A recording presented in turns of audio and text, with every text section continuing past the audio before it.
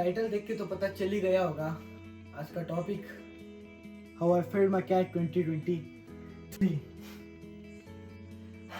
तो चलिए शुरू करते हैं। शुरू करने से पहले थोड़ा फ्लैशबैक में जाना पड़ेगा। तो I was in Pune giving my all best for the CAT. Last के 3 मंथ्स में मैंने मेरा बेस्ट दिया, जितना हो सके उतनी पढ़ाई की। फिर आता है डी डे। तो मेरा सेंटर था नासिक। मैं मेरे दोस्त के साथ रुका था और एक मेरा और दोस्त था सैम, जिसका और मेरा सेंटर एक ही था। फिर हम सेंटर में गए, सीट्स अलॉटेड, मैं सीट पे गया और 15-20 मिनट थे मेरे पास जहाँ पे मैं कन्वर्सेशन कर सकूँ। तो मैंने बाजू में मेरे जो दोस्त मतलब लड़के थे उनसे मैंने बातें की, तो उनसे अच्छा कांटेक्ट बिल्ड किया, कहाँ से क्या क्या कर रहे हैं सब पूछा, एक अच्छा बॉन्ड क्रिएट किया। और उसके वजह से ही मेरा जो टेंशन था वो कम हुआ, मैं थोड़ा कम टेंस रहा। फिर चालू हुआ पेपर, पहला सेक्शन VRC। 38 मिनट्स अराउंड मैंने सॉल्व किए सब, पर जो लास्ट के 2 मिनट्स थे वहाँ पर मैंने कुछ जो VA के जो मैंने ऑप्शन टिक किए थे वहाँ पर कुछ बदलाव किए 3-4 ऑप्शंस में।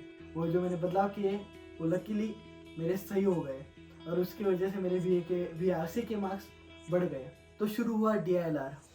तो आपको DILR के बारे में ज़्यादा बताऊँ तो जितने भी मैंने मॉक्स दिए थे 2023 में, वहाँ पर कोई भी मॉक में मुझे DILR में अच्छा स्कोर ही नहीं आया था। तो I was so tense about DILR कि मुझे अच्छा जाएगा या नहीं जाएगा। पर मैंने जो सेट पिक किया था तो वो मेरा पूरा सॉल्व हुआ, बस एक क्वेश्चन गलत हुआ और मैं बहुत ज़्यादा खुश था DILR के बारे में। पर मैं थोड़ा डाउटफुल था VRC के बारे में, क्योंकि जो 2 मिनट्स में मैंने चेंजेस किए थे आंसर, मुझे कहीं लग रहा था कि यार गलत ना हो जाए। तो ये सब डाउट्स के साथ DILR का सेक्शन पूरा ख़त्म हुआ। फिर आता है कॉन्ट्स, मेरा नाइटमेयर, जिसकी वजह से आज मैं आपके सामने हूँ और ये वीडियो बना रहा हूँ। तो I was applying one strategy कि फर्स्ट 7 मिनट में मैं 4 क्वेश्चन सॉल्व करूँगा जो भी इजी हो।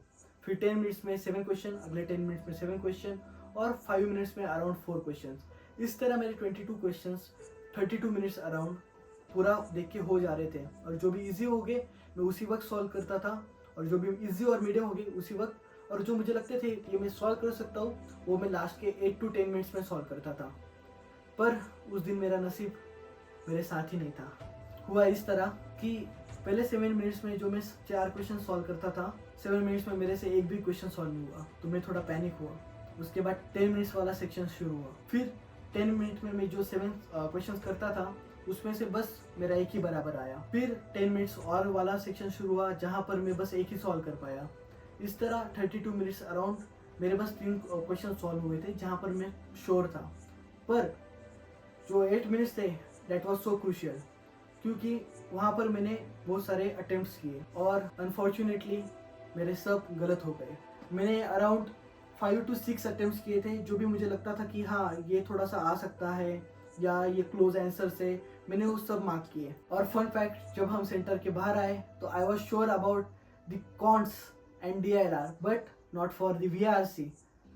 और हुआ कुछ उल्टा ही कि मेरे जो 3 क्वेश्चन मैंने किए थे वो बराबर आए, पर मैंने जितने भी क्वेश्चन अटेम्प्ट किए थे लास्ट 8 मिनट में या जो भी मतलब दौरान मैंने किए थे जहाँ पर मैं श्योर नहीं था, बस कर दिया कि हाँ ये लग रहा है, वो सारे क्वेश्चन मेरे गलत हुए, जिसकी वजह से मैं बहुत ज़्यादा नेगेटिव हो गया और मेरे मार्क्स कुछ सिंगल डिजिट में ही हुए और जिसकी वजह से मैं कट ऑफ भी क्लियर नहीं कर पाया।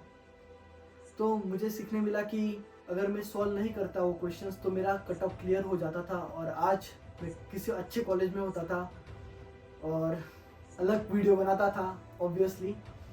पर ठीक है। तो जब मैं बाहर आया सेंटर से तो मेरा जो दोस्त था सैम, वो मुझे बोलता है कि भाई मेरे VRC में 16 क्वेश्चन सॉल्व किए और जिसमें से मैं 12 क्वेश्चन में श्योर हूँ। मैं उसके लिए तो बहुत खुश था, पर मैं खुद के लिए बहुत ज़्यादा नर्वस हो गया यार, ये 12 क्वेश्चन के लिए श्योर है और मैं तो VRC में मेरा कट ऑफ क्लियर होगा या नहीं, यहाँ पर ही मेरा टेंशन आ रहा था। फिर उसके बाद मेरा जो दोस्त था जिसके साथ मैं रह रहा था उसके पास गया, उसका दोस्त भी आया था जिसने कैट दी थी। वो भाई मुझे बोलता है कि भाई मेरा ब्लैक ही तो पक्का है। तो मैं और ज़्यादा नर्वस हो गया, मैं और टेंशन में आ गया। तो वहाँ पे मैं एकदम चुप चुप था। अगले दिन मैं पुणे चले गया फिर से, और वो जो 10 दिन का गैप था आंसर की के पहले से, वो मेरे लिए बहुत ज़्यादा टेंस था, क्योंकि मैं बहुत ज़्यादा नर्वस था इन सब इंसिडेंट्स की वजह से। फिर आई आंसर की, और जो दोस्त था सैम, उसके बहुत ज़्यादा कम मार्क्स आए, और जो था ब्लैकी, उसके आए 69 परसेंटाइल, और इन दोनों में से मुझे ज़्यादा आ गए। पर कॉन्ट्स की वजह से मेरा सेक्शनली कट ऑफ क्लियर नहीं हुआ, और जो मुझे कॉलेज चाहिए थे वो मुझे मिले नहीं, और जो मुझे मिल रहे थे वो चाहिए किसे। तो इसलिए इस साल मैं आपके साथ हूँ जर्नी में, हम साथ में पढ़ाई करेंगे और इस साल भी कैट देंगे। और मैं अभी डेली ब्लॉग शूट कर रहा हूँ, मेरी जो भी डेली शेड्यूल है वो मैं अपलोड करता हूँ। Please be a part of my journey. देखिए मैं कैसे कर रहा हूँ, सजेस्ट कीजिए और बताइए आप कैसे प्रिपेयर कर रहे हैं। हम मिलके कैट देंगे और कुछ अच्छा कॉलेज लेके रहेंगे। थैंक यू भाई। मतलब जब रिजल्ट आया ना, मैं इतना ज़्यादा टेंस था कि मुझे समझा कि यार मेरे पास कॉलेज ही नहीं है भाई, और इतना ज़्यादा हेयर फॉल होने लगा, इतना ज़्यादा टेंस था भाई। मैंने सोचा भाई छोड़ो पुणे, आओ मालेगांव। भाई मैं मालेगांव आया, 10-15 दिन मम्मी पापा के साथ रहा। पूरा प्रेशर भाई लो, भाई घर घर होता है भाई। मैंने कैसे तो भी सवारा खुद को कि हाँ ये रियलिटी है, अभी तुझे कॉलेज मिला नहीं है। मुझे वो डाइजेस्ट करने में इतना टाइम लगा है ना भाई, कि नहीं मेरा हो नहीं पाया इतनी मेहनत के बाद भी। बस क्यों? क्योंकि मैंने गलत अटेम्प्ट किए।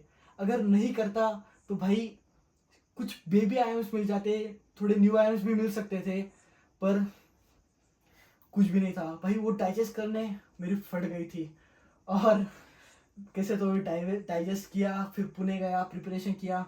फिर लगा यार मम्मी पापा के पैसे मैं ऐसे ही बर्बाद कर रहा हूँ वहाँ पे रह के, करना तो प्रिपरेशन ही है। फिर जॉब भी मेरा चालू था साथ साथ में, तो मैंने उसको ऑनलाइन शिफ्ट कर लिया था। फिर मैं फिर से मालेगांव आया, ऑनलाइन ही जॉब कर रहा था, क्योंकि घर की कंपनी थी तो ऑनलाइन हो जा रहा था सब। और अभी हाँ, इस साल होना चाहिए भाई।